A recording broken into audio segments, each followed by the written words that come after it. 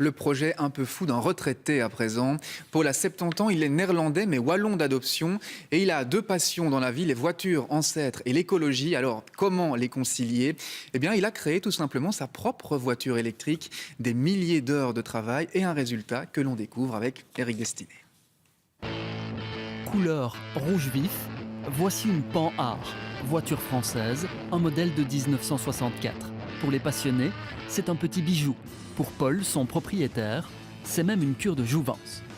C'est une passion, vraiment passion, parce que ça me rappelle de ma jeunesse. Pourtant, sa Pan-Ar à lui n'est plus vraiment d'origine.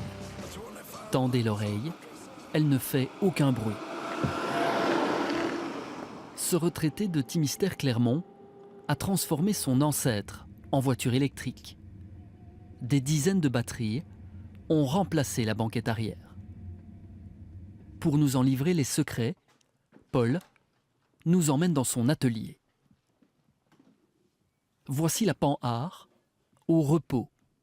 Après 180 km, il est temps de la recharger. Pour passer de ce moteur d'origine à celui-ci, électrique, l'ancien conseiller fiscal a donné toute son énergie.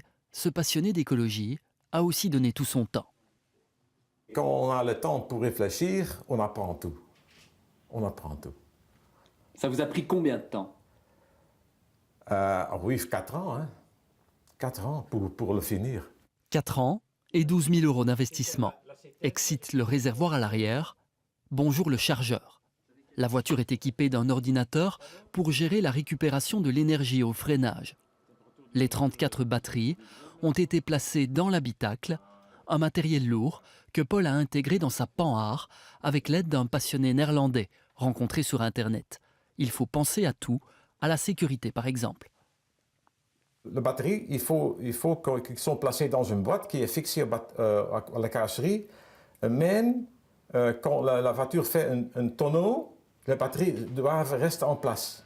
Ça, c'est très important.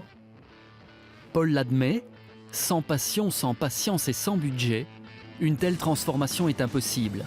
Chez nous, ce retraité fait partie des pionniers, mais avec l'évolution technologique, ce type de projet pourrait se multiplier. Paul, lui, en rêve, c'est certain.